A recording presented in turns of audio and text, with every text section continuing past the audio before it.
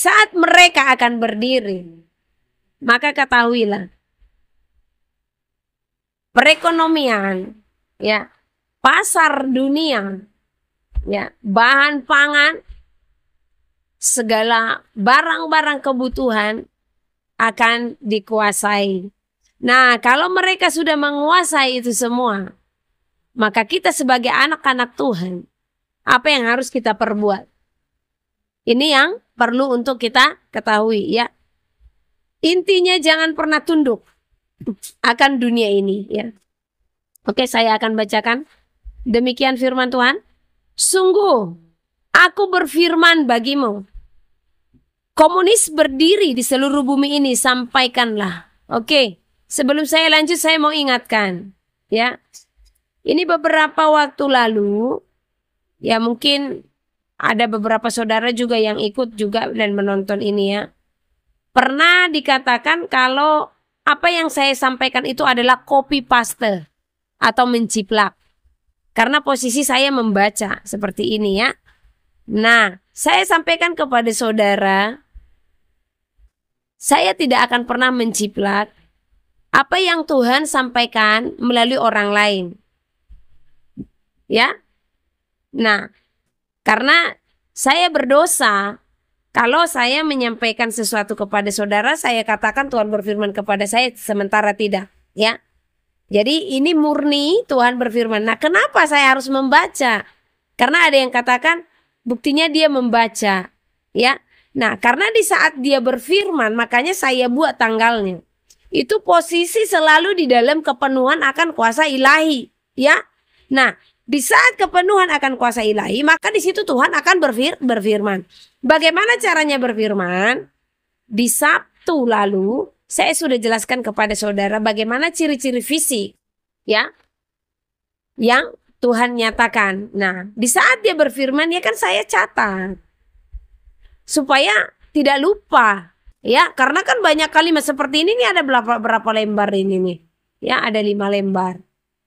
Kan gak mungkin saya hafal. Secara manusia kan otak ini gak mampu untuk menghafal itu semuanya dan menuliskan kembali. Nah, jadi kalau satu contoh dia berfirman, saya tulis langsung. Makanya kadang tulisannya acak-acakan, ya. Kadang saya gak bisa baca karena ya saya gak bisa dekatkan ke kamera, mungkin kamera akan kabur, ya. Nah, seperti ini nih, ya. Jadi tulisan tangan saya namanya dia berfirman kan agak cepat. Jadi saya nulisnya agak cepat gini. Jadi itu apa namanya? Kenapa saya membaca? Karena memang setiap pesan itu selalu saya tulis. Lah ini halamannya di mana? Jadi saya acak-acakin. Oke. Jadi itu alasannya kenapa saya membaca, ya. Jadi bukannya ada dari buku lain saya baca. Nah, ini per lembar-lembar ini. Ini catatan saya. Ya, jadi makanya yang saya baca bukan buku, tetapi buku tulis yang sudah saya tulis, bukan buku apa namanya yang sudah dipasarkan satu contoh di Gramedia atau apa, bukan, ya. Nah, oke, saya lanjut. Minum dulu saya.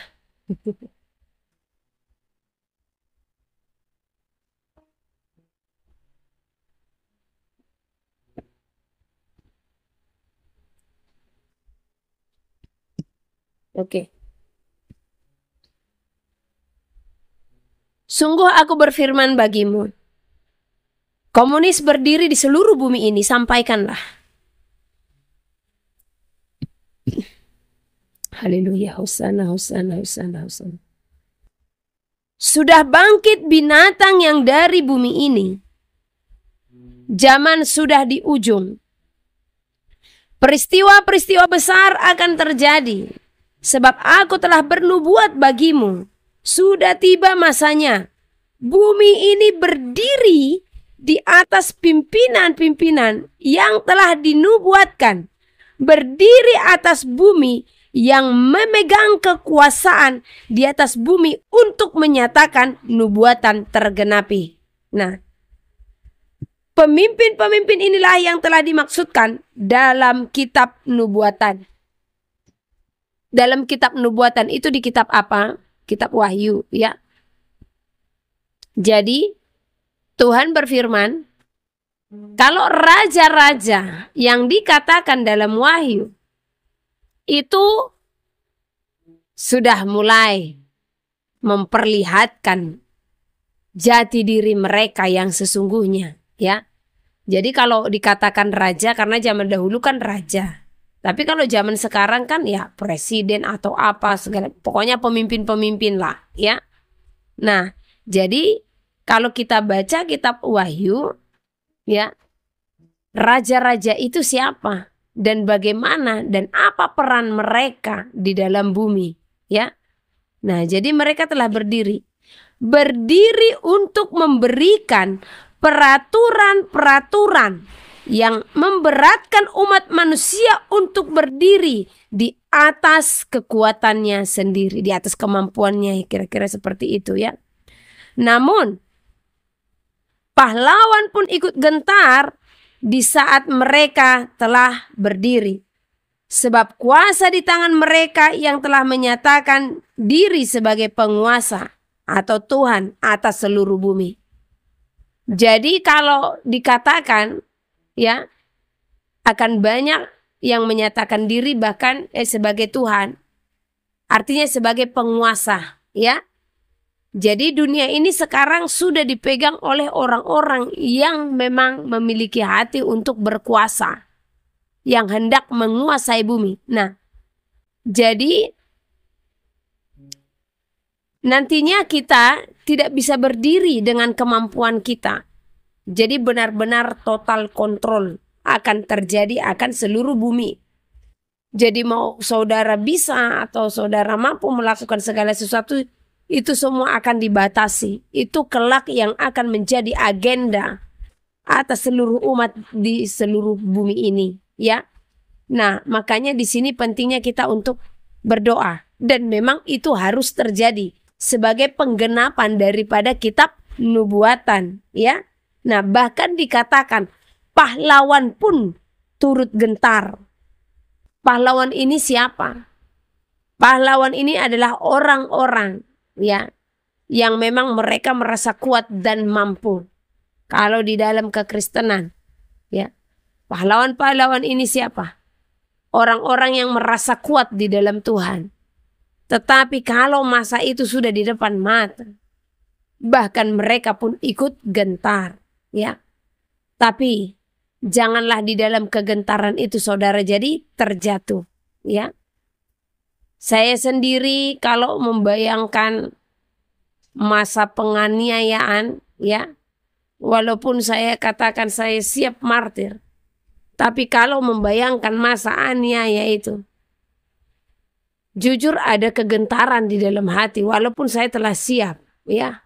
Jangankan menghadapi satu contoh salib terbalik atau pancung, ya. Membayangkan tangan tersayat juga ngeri toh. Apalagi membayangkan harus mati dieksekusi, satu contoh, ya. Apalagi membayangkan mati teraniaya. Nah, jadi ngeri juga, ya. Jadi jangan pernah merasa hebat. Inilah masa yang sudah dinubuatkan dalam kitab nubuatan yang telah ada. Maka dengan segala apa yang sudah ada di hadapanmu, ketahuilah sudah tiba masa yang sukar, ya. Di mana manusia tidak akan bisa membeli dan menjual tanpa tanda bilangan yang akan diberikan ke atas manusia. Sebab barang siapa yang tidak tunduk olehnya, maka akan terjadi kesusahan di dalam semua kehidupan di bumi ini. Jadi masa kesukaran itu, kesusahan itu nyata bagi orang-orang yang setia kepada Tuhan.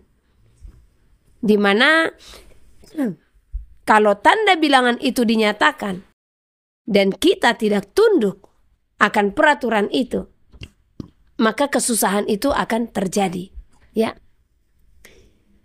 Kita akan ditutup segala akses, Kita tidak bisa membeli, kita tidak bisa menjual, kita tidak bisa ke rumah sakit, atau apapun itu tidak bisa. Ya.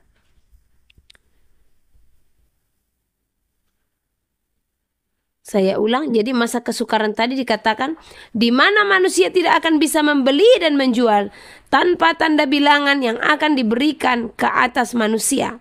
Sebab barang siapa yang tidak tunduk olehnya, maka akan terjadi kesusahan di dalam semua kehidupan di bumi ini. Nah, waktu Elohim menyampaikan ini, kemudian saya mendengar suara. Biasanya suara-suara seperti ini saya sudah pernah sampaikan kepada saudara. Ini biasanya suara audiens, karena kita punya audiens, ya, audiens sorga, yaitu para malaikat, ya. Nah, jadi sebenarnya audiens itu mereka menjadi supporter bagi kita selama kita ada dalam bumi. Ini kan bumi ini tempat kita bertanding toh, ya. Jadi mereka melihat, mereka berseru di saat kita mau jatuh ke dalam pencobaan. Mereka akan berseru-seru, ayo bangkit, ayo kuat, gitu. Ayo bertahan, berjuang. Jadi mereka itu menjadi audiens. Nah, jadi di sini saya mendengar suara. Biasanya ini rame. Kalau mereka bersuara rame saya dengar. Mereka mengatakan, beritahukanlah kepada mereka, berdirilah di atas keteguhan iman. Nah, mereka ini siapa? Ya kita. Jadi mereka katakan, ya, beritahukanlah kepada mereka, berdirilah di atas keteguhan iman. Oke, kita lanjut. Jadi ini pesan para malaikat kepada kita, ya, supaya kita tetap berdiri di atas iman yang teguh. Semua ini telah kuberitahukan sebelum tiba masa itu. Benar? Benar sekali. Karena Tuhan telah menubuatkan bahkan sebelum dia naik ke sorga. Tuhan telah menubuatkan akan apa-apa saja yang kita hadapi menjelang akhir zaman, ya. Tetap, saya ulang, semua ini telah kuberitahukan sebelum tiba masa itu. Tetapi seluruh bumi masih banyak yang mengabaikan perkara itu. Nah, jadi sebenarnya semua itu sudah ada di depan mata kita. Tetapi masih banyak yang mengabaikan. Kenapa mereka mengabaikan? Karena itu tadi, ya, ambisi akan dunia ini masih ada dalam dirinya. Pencapaian-pencapaian akan dunia. Sehingga mereka mengabaikan, sebenarnya jauh di relung hatinya Tuhan sudah membukakan, ini nih di hadapanmu sudah terjadi, ya. Kadang kita menyadari, oh iya. Tetapi mengingat bagaimana klien-klien kita, ya, bagaimana konsumen-konsumen, belumlah. Nah, jadi diabaikan, ya. Semua berpaling, kata Tuhan. Bagaikan pasir diterpa ombak besar terhempaskan, begitulah iman di bumi saat ini kutemukan. Wow, ngeri, ya. Tuhan katakan, bagaikan pasir diterpa ombak besar terhempaskan, begitulah iman di bumi saat ini Tuhan temukan, ya. Jadi artinya segitu diterpa ombak, ya, terhalaukan, ya. Jadi janganlah memiliki iman yang seperti itu. Tetapi Tuhan berfirman, seperti itulah kebanyakan yang ditemukan di muka bumi ini, ya. Mereka menyangka bumi ini masih berjalan dengan berpesta pora, berjalan dengan segala keinginan, dan berjalan dengan segala keadaan yang masih memberikan kenyamanan. Nah, artinya di sini, ya, banyak orang yang masih menyangka jika dunia ini masih lama, masih berjalan mungkin ratusan tahun atau ribuan tahun, ya, sehingga mereka terlena, ya, sehingga mereka lupa kalau Tuhan telah berfirman akan tanda-tanda yang harus kita lihat menjelang kedatangan Tuhan. Jadi mereka, yaitu orang-orang yang mengabaikan tentang pesan-pesan Tuhan, peringatan-peringatan Tuhan tentang hal-hal yang ada di hadapan kita. Mereka ini menyangka jikalau bumi ini masih lama berjalan dengan segala pesta pora, berjalan dengan segala keinginan, berjalan dengan segala keadaan yang masih memberikan kenyamanan. Ya, sama seperti di zaman Nuh. Ya. Bukan Nuh sebenarnya tidak beritahukan kepada mereka, ya, tetapi mereka menganggap Nuh gila, menganggap Nuh bodoh, ya. Kita lanjut. Namun manusia lupa akan masa sukar yang sudah di hadapan. Jadi masa sukar sudah ada di hadapan kita. Sulit bagimu membedakan mana firman-Ku oleh hatimu yang telah terikat akan keadaan di bumi ini. Artinya di sini, kalau kita memiliki keterikatan akan dunia ini, ya, maka sulit bagi kita membedakan mana firman yang kudus, mana firman yang murni. Keterikatan akan apapun itu, baik itu keterikatan akan istri atau suami atau anak atau harta. Arti keterikatan ini apa? Keakuannya tinggi, ya. Ya. Saudaraku, orang tuaku, suamiku, istriku, anakku. Kalau keakuan terlalu tinggi di sini, maka rasa takut akan kehilangannya ini pun besar, ya. Sementara kita tidak boleh takut akan dunia ini, ya. Nah, kalau keakuan kita besar akan hal-hal yang saya sebutkan tadi, bahkan tanpa kita sadari itu melebihi Tuhan, ya, maka itu akan sulit bagi kita untuk bergerak. Sulit bagi kita untuk membedakan firman itu. Karena apa tadi? Terikat akan dunia. Sehingga nanti di saat tanda bilangan itu, ya, tanda bilangan itu tidak akan menyatakan diri sebagai 6, 6, 6. Ya.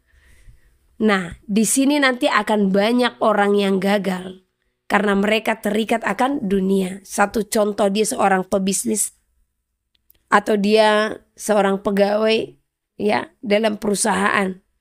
Nah, intinya mereka terikat dengan dunia ini, ya.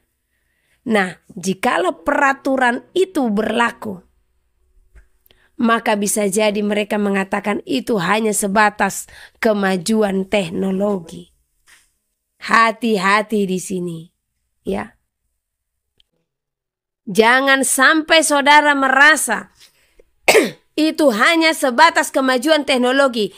Ingat, di saat sudah ada peraturan di mana kita tidak bisa membeli dan menjual tanpa kita tunduk akan peraturan itu, maka itulah dia.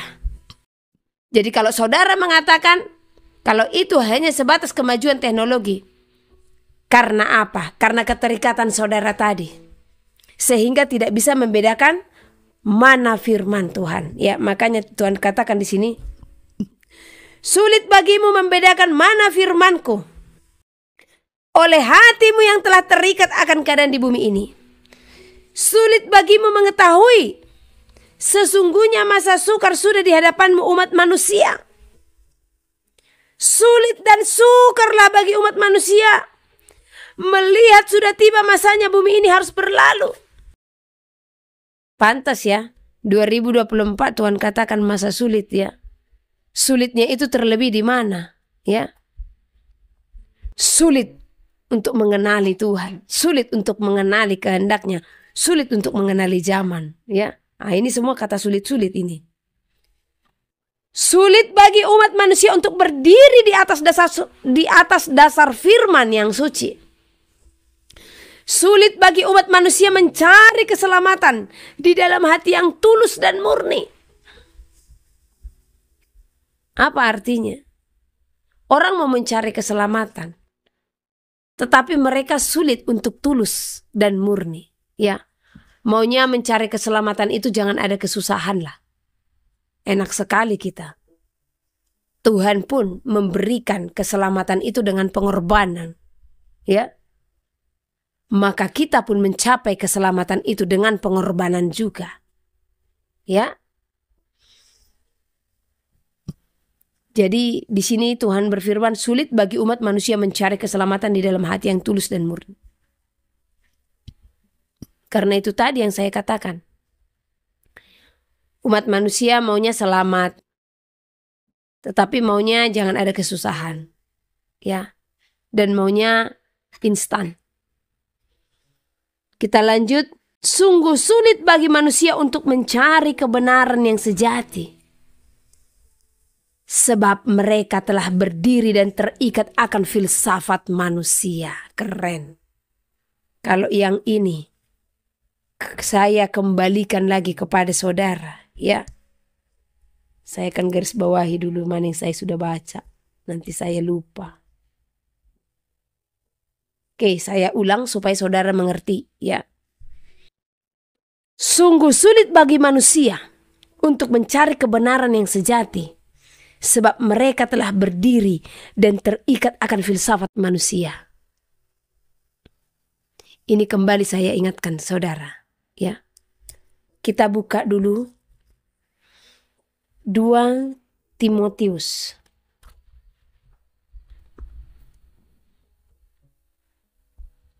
pasal yang ketiga. Ayat yang ke-15. Ini ayat yang selalu berulang-ulang saya sampaikan kepada saudara. Ini ada hubungannya ke sini. Ingatlah juga bahwa dari kecil engkau sudah mengenal kitab suci. 2 Timotius 3 ayat 15. Ingatlah juga bahwa dari kecil engkau sudah mengenal kitab suci yang dapat memberi hikmat kepadamu dan menuntun engkau kepada keselamatan oleh iman kepada Yahusua Masiah. Nah, apa artinya? Apa maksud yang saya mau sampaikan kepada saudara melalui ayat ini? Dari kecil Tuhan berfirman, kita sudah mengenal kitab suci. Kitab suci itu apa? Kitab suci adalah kitab yang telah Tuhan berikan bagi kita. Di mana melalui kitab itu kita mengenal kebenaran. Ya. Dan di dalam kitab itu jugalah, kalau kita memahaminya, penggenapan-penggenapan akan dunia ini. Ya. Nah, kitab suci ini dikatakan memberi hikmat kepada kita. Ingat, kitab suci memberi hikmat. Bagaimana caranya memberi hikmat? Dengan pembacaan kitab suci, iman kita bertambah. Iman kita pun bertumbuh. Ya. Nah, karena dengan pembacaan kitab suci lah, maka iman kita akan bertumbuh, ya. Nah, jadi di saat iman kita sudah bertumbuh, maka kitab suci atau firman Tuhan akan memberi hikmat kepada kita yang akan menuntun kita kepada keselamatan, ya. Nah, kitab suci ini membukakan tentang kebenaran. Di saat kita telah mengetahui tentang kebenaran, ya, maka kebenaran itulah yang akan membawa kita kepada keselamatan oleh iman kepada Yahusua Masiah, ya. Karena di dalam kitab ini tertulis semua, seluruh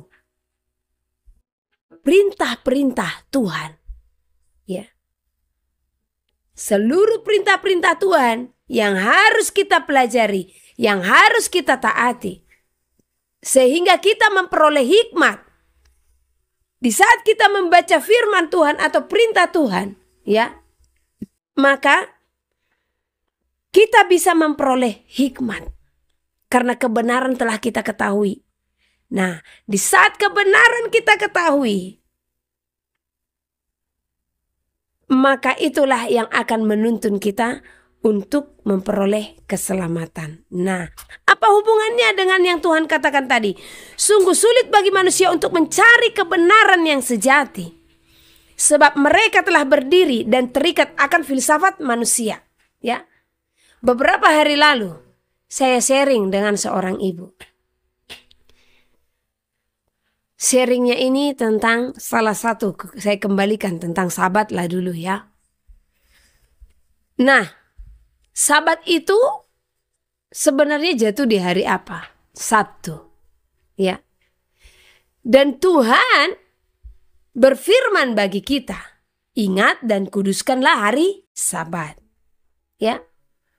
Nah, ada juga perintah, jauhkanlah dirimu dari darah, dari binatang haram dan lain sebagainya.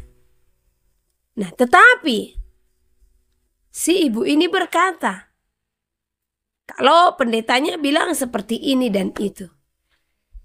Jadi saya bilang, coba baca Alkitab. Coba baca kitab suci. Mana yang benar? Karena kita harus menguji segala sesuatu. Melalui apa? Kita menyenter dengan firman Tuhan. Sesuai dengan firman atau tidak? Sesuai dengan yang tertulis atau tidak? Ya. Nah, bahkan katanya seorang hamba Tuhan ini, yang katanya hamba Tuhan ini mengatakan pelayanan ini sesat. Sebenarnya hanya karena apa? Hanya karena pengajaran-pengajaran yang tidak sesuai dengan apa yang telah mereka ajarkan. Jadi saya katakan, apa yang kami terima adalah apa yang berasal daripada Roh Kudus. Dan apa yang berasal daripada Roh Kudus adalah kebenaran, dan tidak seorang manusia pun mengajarkannya. Ya. Dan kita tidak diajarkan oleh manusia. Nah, jadi demikian juga kami berdiri. Apa yang kami ajarkan kepada saudara adalah apa yang diberitahukan oleh Roh Kudus. Nah, apa yang diberitakan oleh Roh Kudus itu sesuai dengan firman-Nya. Sesuai dengan kemurnian daripada kitab suci. Nah, sekarang kenapa bisa berbeda-beda? Ya. Karena sudah banyak yang dikotak-kotakkan, ya. Jadi sebenarnya Tuhan Yahusua datang. Dia tidak pernah membentuk gereja-gereja agama-agama, aliran-aliran, tidak. Dulu tidak ada aliran-aliran, ya. Tidak ada perbedaan sinode-sinode. Tidak ada perbedaan pengajaran. Hanya perbedaannya dulu antara ya pengajaran daripada ahli Taurat atau imam-imam kepala dengan pengajaran para rasul. Itu aja perbedaannya. Nah, jadi di dalam perbedaan itu ahli Taurat tidak menerima, ya, ahli Taurat tidak menerima Yahusua sebagai Tuhan dan juru selamat, ya. Sementara para rasul itu sudah menerima Yahusua sebagai Tuhan dan Juru Selamat. Itu saja perbedaannya. Namun tidak ada perbedaan daripada hal-hal tentang perintah Tuhan, ya. Nah, jadi tidak ada perbedaan akan perintah-perintah Tuhan. Tetap, jadi perintah Tuhan itu tetap sama. Seperti itu, ya. Jadi kalau di zaman sekarang yang kita lihat, isi daripada Alkitab ini di dalam aliran-aliran itu berbeda-beda. Saya sudah jelaskan kemarin kepada saudara. Kita ambil beberapa, ya. Di dalam satu contoh, di dalam aliran ABC lah saya katakan, ya. Nggak usah sebut merek lah, ya. Oke. Saya jawab dulu sedikit komen, ya. Ibu ini pernah prediksi akan ada kesusahan. Saya tidak pernah memprediksi. Saya kan bukan tukang prediksi. Saya bukan tukang ramal, ya. Sesungguhnya jikalau saudara menyadari masa kesusahan dan kesukaran itu apa, ya, coba baca 2 Timotius. Kembali juga ke 2 Timotius, ya, supaya saudara tidak menjadi pengejek di akhir zaman, ya. Ini 2 Timotius 3 ayat 1, ya. Keadaan manusia pada akhir zaman. Jadi kesusahan itu jangan kita pandang semata-mata di dalam kesusahan akan apa, ya, secara finansial, ya. Tetapi masa yang susah atau masa yang sukar itu apa? Ya, saya mau ngajarin ibu karena ini ibu atau bapak saya tidak tahu. Ya, tetapi karena saya mengasihi saudara. Saya baca demi saudara. Kak, saya alihkan dulu yang lain. Ya, tapi nggak apa-apa.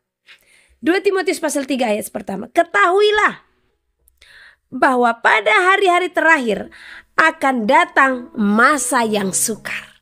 Ya, kesusahan dan kesukaran. Ya, nah masa yang sukar itu seperti apa? Kita lihat.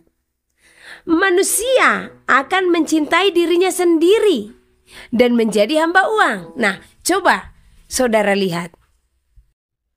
Apakah ini belum ada di muka bumi? Bahkan sudah merajalela. Ya, manusia mencintai dirinya sendiri dan menjadi hamba uang. Nah, coba lihat. Saya tanya dulu saudara, ya ini ibu atau bapak belajar santai ini, ya. Coba kalau saya tanya dulu bapak, apakah saudara siap berkorban untuk yang lain, merelakan apa yang kamu miliki untuk yang lain? Siap enggak? Kalau belum siap, itu berarti saudara mencintai diri sendiri, ya. Nah. Kemudian apalagi mereka akan membual dan menyombongkan diri. Nah, ini masa yang susah itu. Jangankan 2023, sebelumnya juga sudah terjadi, terlebih di saat gadget mulai ada. Ya. Di saat handphone mulai ada, ya. Manusia mencintai diri sendiri, ya. Apalagi dikatakan mereka akan menjadi pemfitnah. Mereka berontak terhadap orang tua. Tidak tahu berterima kasih. Ini masa yang susah itu. Tidak mempedulikan agama. Tidak tahu mengasihi. Ya. Sama seperti kalau satu contoh kita mengejek saja, itu namanya tidak tahu mengasihi. Berarti sudah masuk ke masa susah. Ya. Supaya kita tidak melihat segala sesuatu hanya dengan kacamata kita saja. Tetapi kita melihat segala nubuatan dan pesan-pesan Tuhan itu secara kacamata rohani. Ya, bukan berbicara hal jasmani. Karena Alkitab ini berbicara perkara roh, bukan perkara daging saja. Ya. Nah, apalagi tidak tahu mengasihi, tidak mau berdamai, suka menjelekkan orang, tidak dapat mengekang diri, garang, tidak suka yang baik, suka mengkhianat, tidak berpikir panjang, berlagak tahu, lebih menuruti hawa nafsu daripada menuruti Elohim. Inilah masa susah itu. Ya. 2 Tesalonika pasal 2. Kedurhakaan sebelum kedatangan Tuhan. Tentang kedatangan Tuhan kita, Yesus Kristus, dan terhimpunnya kita dengan Dia, kami minta kepadamu, saudara-saudara, supaya kamu jangan lekas bingung dan gelisah, baik oleh ilham roh, maupun oleh pemberitaan atau surat yang dikatakan dari kami, seolah-olah hari Tuhan telah tiba. Janganlah kamu memberi dirimu disesatkan orang dengan cara yang bagaimanapun juga, sebab sebelum hari itu, haruslah datang dahulu murtad, dan haruslah dinyatakan dahulu manusia durhaka yang harus binasa, yaitu lawan yang meninggikan diri di atas segala yang disebut atau yang disembah sebagai Allah. Bahkan ia duduk di bait Allah dan mau menyatakan diri sebagai Allah. Tidakkah kamu ingat bahwa hal itu telah kerap kali kukatakan kepadamu ketika aku masih bersama-sama dengan kamu? Dan sekarang kamu tahu apa yang menahan dia, sehingga ia baru akan menyatakan diri pada waktu yang telah ditentukan baginya. Karena secara rahasia, kedurhakaan telah mulai bekerja, tetapi sekarang masih ada yang menahan. Kalau yang menahannya itu telah disingkirkan, pada waktu itulah si pendurhaka baru akan menyatakan dirinya, tetapi Tuhan Yesus akan membunuhnya dengan nafas mulutnya dan akan memusnahkannya kalau ia datang kembali. Kedatangan si pendurhaka itu adalah pekerjaan iblis dan akan disertai rupa-rupa perbuatan ajaib, tanda-tanda dan mujizat-mujizat palsu dengan rupa-rupa tipu daya jahat terhadap orang-orang yang harus binasa karena mereka tidak menerima dan mengasihi kebenaran yang dapat menyelamatkan mereka. Dan itulah sebabnya Allah mendatangkan kesesatan atas mereka yang menyebabkan mereka percaya akan dusta, supaya dihukum semua orang yang tidak percaya akan kebenaran dan yang suka kejahatan. Dipilih untuk diselamatkan.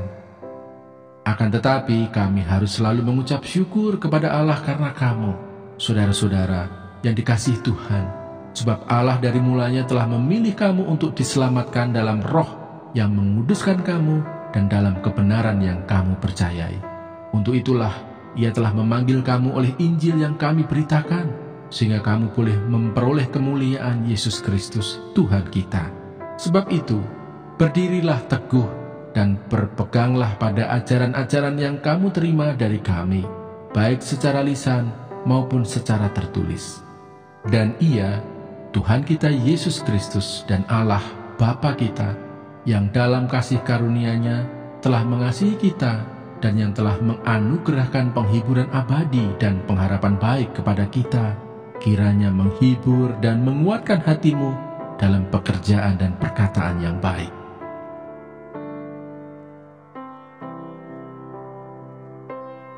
2 Tesalonika pasal 3. Berdoa dan bekerja. Selanjutnya, saudara-saudara, berdoalah untuk kami, supaya firman Tuhan beroleh kemajuan dan dimuliakan, sama seperti yang telah terjadi di antara kamu, dan supaya kami terlepas dari para pengacau dan orang-orang jahat, sebab bukan semua orang beroleh iman. Tetapi Tuhan adalah setia. Ia akan menguatkan hatimu dan memelihara kamu terhadap yang jahat. Dan kami percaya dalam Tuhan, bahwa apa yang kami pesankan kepadamu, kamu lakukan dan akan kamu lakukan. Kiranya Tuhan tetap menunjukkan hatimu kepada kasih Allah dan kepada ketabahan Kristus. Tetapi kami berpesan kepadamu, saudara-saudara, dalam nama Tuhan Yesus Kristus, supaya kamu menjauhkan diri dari setiap saudara yang tidak melakukan pekerjaannya dan yang tidak menurut ajaran yang telah kamu terima dari kami. Sebab kamu sendiri tahu bagaimana kamu harus mengikuti teladan kami, karena kami tidak lalai bekerja di antara kamu dan tidak makan roti orang dengan percuma, tetapi kami berusaha dan berjerih payah siang malam, supaya jangan menjadi beban bagi siapapun di antara kamu. Bukan karena kami tidak berhak untuk itu, melainkan karena kami mau menjadikan diri kami teladan bagi kamu, supaya kamu ikuti. Sebab juga waktu kami berada di antara kamu, kami memberi peringatan ini kepada kamu: jika seorang tidak mau bekerja, janganlah ia makan. Kami katakan ini karena kami dengar bahwa ada orang yang tidak tertib hidupnya dan tidak bekerja, melainkan sibuk dengan hal-hal yang tidak berguna. Orang-orang yang demikian kami peringati dan nasihati dalam Tuhan Yesus Kristus, supaya mereka tetap tenang melakukan pekerjaannya, dan dengan demikian makan makanannya sendiri. Dan kamu, saudara-saudara, janganlah jemu-jemu berbuat apa yang baik. Jika ada orang yang tidak mau mendengarkan apa yang kami katakan dalam surat ini, tandailah dia, dan jangan bergaul dengan dia, supaya ia menjadi malu. Tetapi janganlah anggap dia sebagai musuh, tetapi tegurlah dia sebagai seorang saudara. Salam. Dan Ia, Tuhan damai sejahtera, kiranya mengaruniakan damai sejahteranya terus-menerus dalam segala hal kepada kamu. Tuhan menyertai kamu sekalian. Salam daripadaku, Paulus. Salam ini kutulis dengan tanganku sendiri. Inilah tanda dalam setiap surat. Beginilah tulisanku. Kasih karunia Yesus Kristus Tuhan kita menyertai kamu sekalian.